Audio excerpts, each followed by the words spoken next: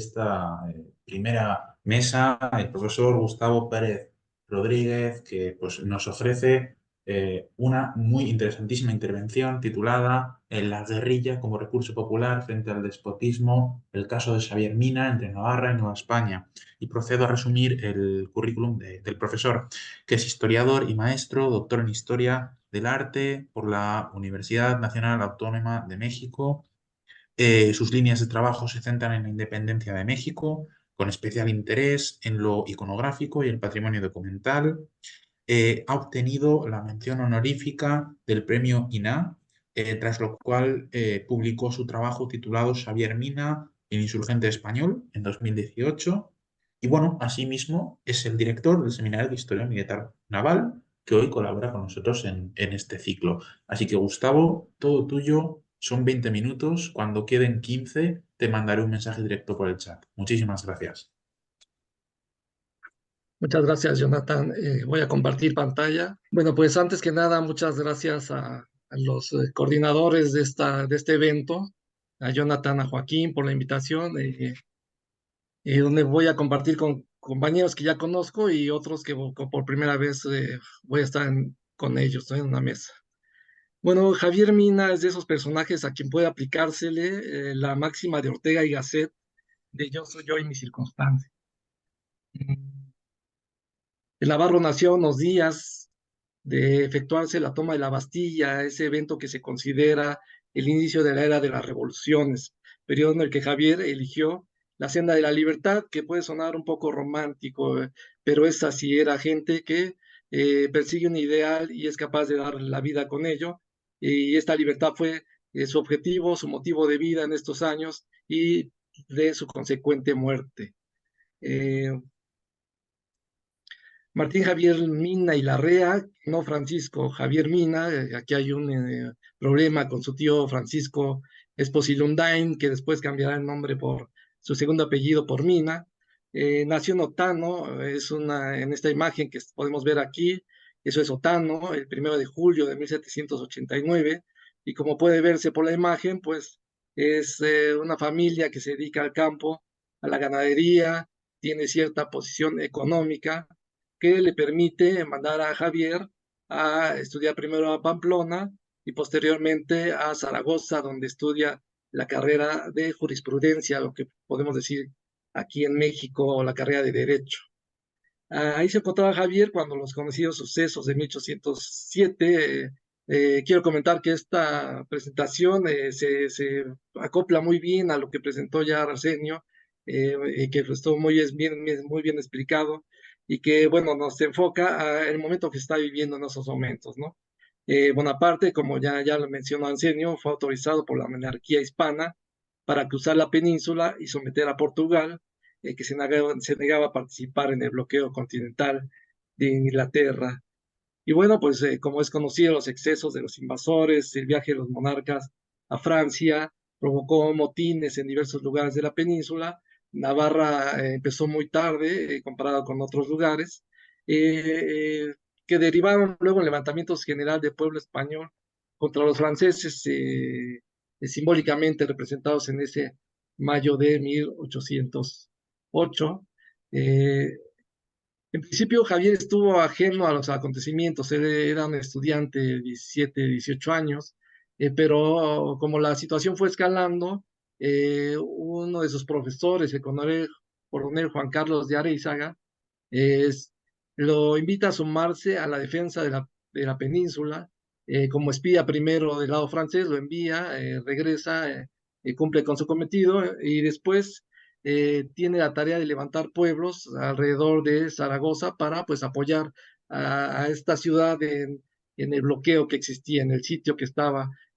Sin embargo, pues como sabemos, en este segundo sitio donde participó Javier, pues capituló Zaragoza en febrero de 1809. Puede decirse que hasta ese momento Javier era movido por los sucesos del momento. Era más que defendía a España del invasor francés, con un impulso, digamos, patriótico, una reacción multitudinaria que al ver invadida su tierra por las fuerzas de Napoleón y la forma en que estos se comportaban con la península.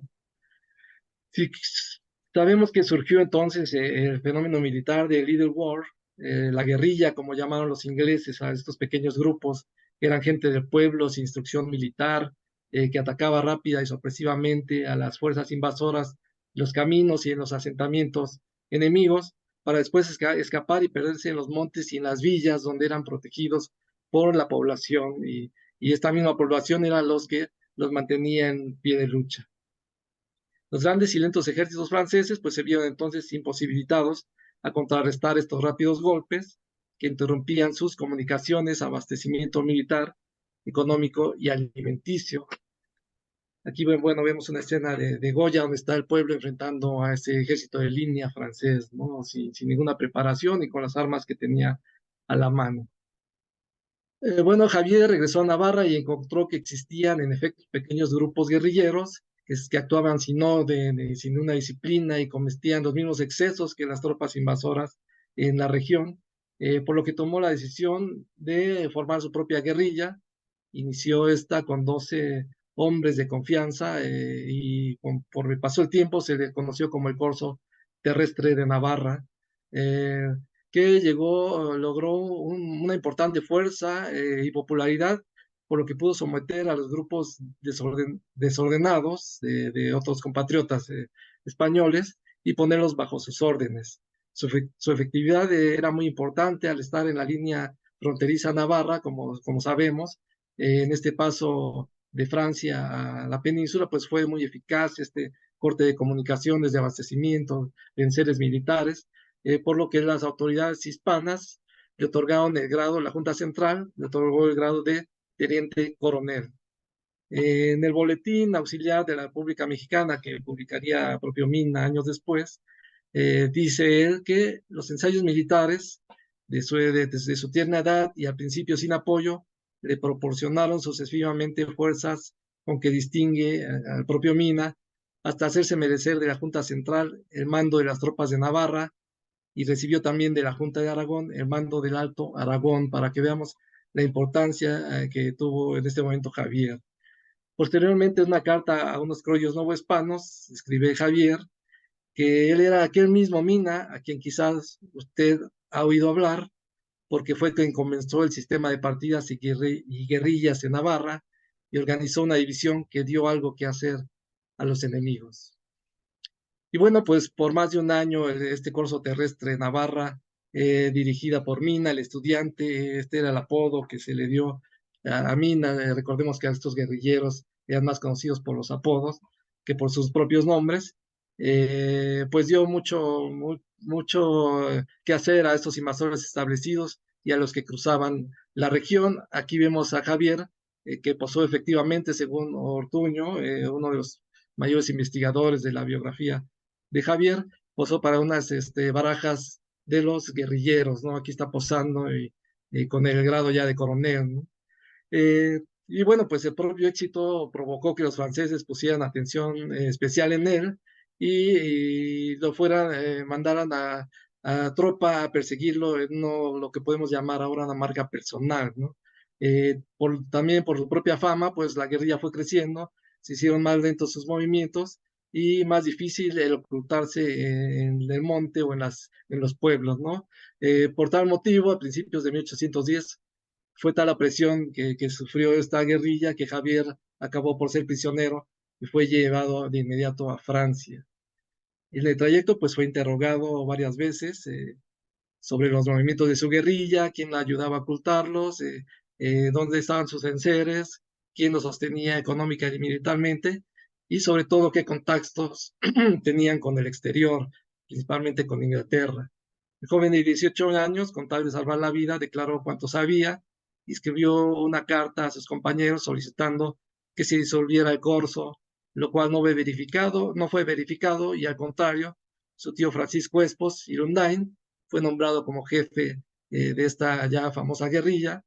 Fue el momento en que Espos desechó el apellido materno Irundain y se puso el ya popular y prestigiado de su sobrino, el apellido Mina. Entonces, a partir de entonces es Francisco Espos y Mina, ese que todos conocemos. Extrañamente, pues se conservó la vida del estudiante. lo que no había sucedido con otros jefes guerrilleros. Se dice que fue por intervención del propio Napoleón, por las súplicas del padre de Javier, que lo acompañó en este viaje a Francia, por el trato que había dado a su vez el propio Mina a sus prisioneros franceses que tuvo cuando la guerrilla, o quizá por la simpatía natural que tenía Javier, que platicaba con sus captores y lograba ganar su atención y esta simpatía. Pues, no obstante, se le llevó a la prisión de Vincennes, de este edificio que aquí estamos viendo, donde pasaría 4 años. Fue uno de los que dijo Arsenio, que pasó casi toda la guerra en prisión, rodeado de libros. Primero fue estricta la prisión, después, con el paso del tiempo, se le permitió acceder a estos libros que tenían una magnífica biblioteca del castillo y también pues a intercambiar ideas con otros presos, donde aprendió principalmente el francés, aprendió tácticas militares y los principios fundamentales del romanticismo y sobre todo del liberalismo galo que lo regirían de aquí en adelante. Eh, Bueno, después de los 4 años a la caída de Napoleón, Mina regresó a su Navarra natal y se encontró con su tío, el cual había salido invicto, como sabemos, ante el invasor y fortalecido militarmente, habiendo obtenido ya el grado de general, por lo que decidieron solicitar una audiencia, ya que estaban juntos los dos Minas, pidió una audiencia al rey Fernando VII, quien había retornado, como sabemos, recientemente, y bueno, ellos esperaban alguna gracia por la lucha y sacrificio que habían tenido con los franceses, ¿no? Y de proteger la monarquía. Y bueno, el rey había anunciado que gobernaría bajo los lineamientos de la Constitución de Cádiz de 1812, pero pues al darse cuenta en este viaje de Francia a Madrid de su popularidad, renunció a su promesa y por el contrario comenzó a perseguir a los liberales, a los constitucionalistas y restar fuerza a la guerrilla porque veían ellos una amenaza. Por ello, al llegar los Minas ante el rey, este los despreció y negó cualquier gracia.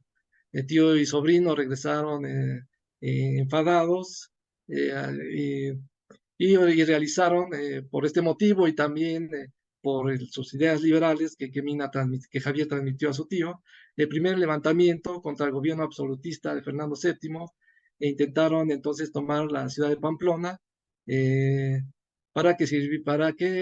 dijo Mina posteriormente Javier, que sirviera de refugio a todos los perseguidos por el monarca y de ahí iniciar un avance hacia Madrid y obligar al rey a instaurar una monarquía constitucional bajo los lineamientos de Cádiz. No obstante, fue tan rápido su fracaso que no dio tiempo a difundir estos planteamientos, por lo que tuvieron que salir huyendo hacia Francia por diferentes caminos. Nunca más volverían a verse, pero sí a saber de ellos.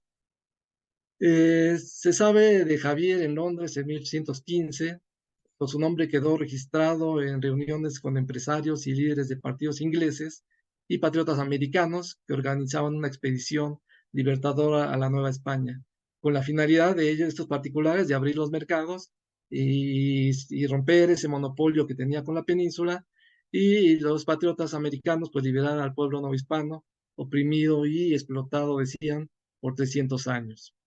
Eh, bueno, uno de estos más conocidos fue el doctor Servando Teresa de Mier, un novohispano que invitó a Javier a ponerse al frente de la expedición, donde solo concurrían particulares ingleses, estadounidenses y patriotas americanos, sin intervención explícita de ningún otro gobierno. Ningún gobierno apoyó esta expedición, pero sí particulares. Pero el interés de Javier fue más allá, al llegar a la conclusión de que quitando al monarca hispano su reino más rico, la Nueva España, pues este ya no podría sostenerse, por lo que sería viable entonces sí un levantamiento liberal en la península para obligar a Fernando VII a gobernar bajo una monarquía constitucional.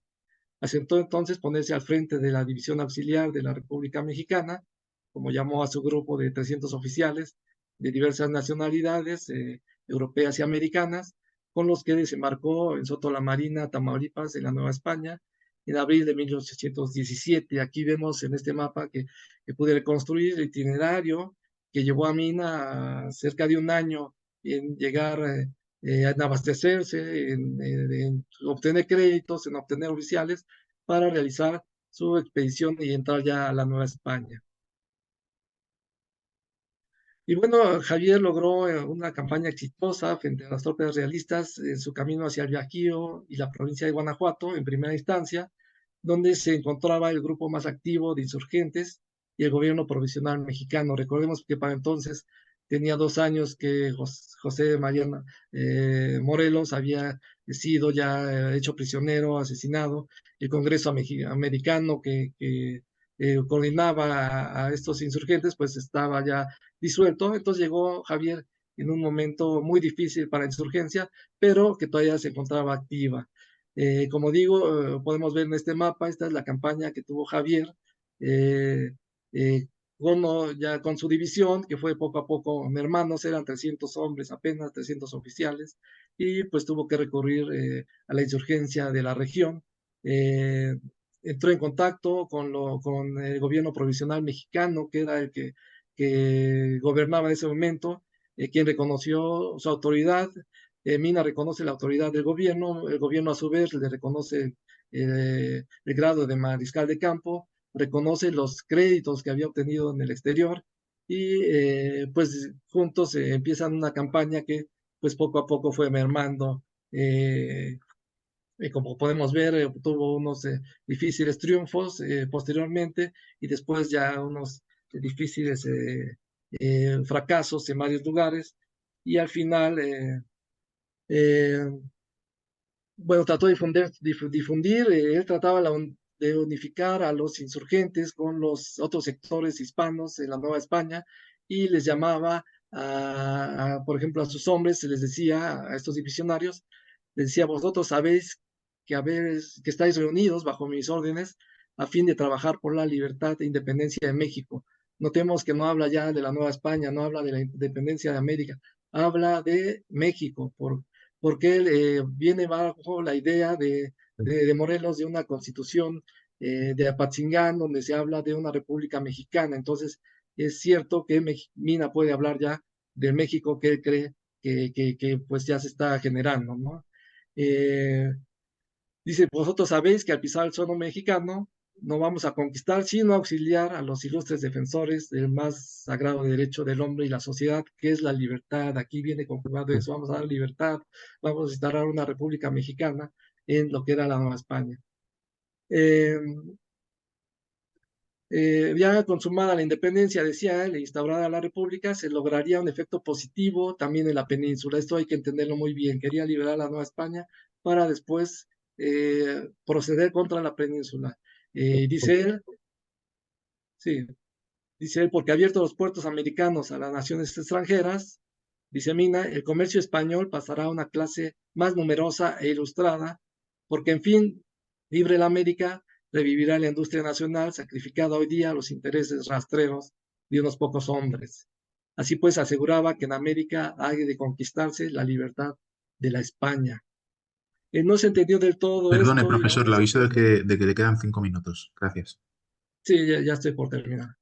Bien, no se entendió del todo esta idea de Javier y aún no se entiende, aún se sigue asegurando que venía él a conquistar, que quería nombrarse, que pretendía hacer aquí una monarquía constitucional, que él se quería ser monarca, y bueno, pues esto a través de sus documentos podemos ver que no es así.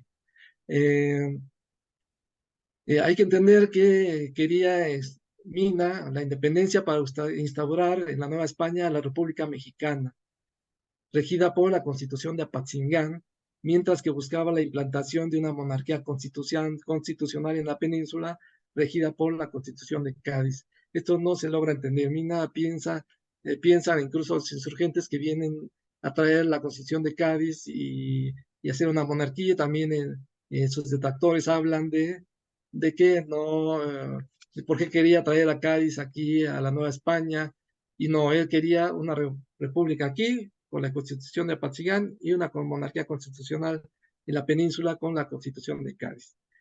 Y bueno, diversos factores determinaron que su campaña durara apenas 7 meses, que sí dio un gran susto al virrey Juan Luis de Apodaca, porque pues creó una nueva ofensiva de la insurgencia popular, eh, y después de un inicio victorioso, su estrella se fue apagando hasta fracasar en la toma de la ciudad de Guanajuato, que estuvo por un momento en sus manos, por lo que vendría un decaimiento físico y anímico que llevaría a que lo capturaran apenas 2 días después para ser fusilado por la espalda por orden del virrey Juan Ruiz de Apodaca.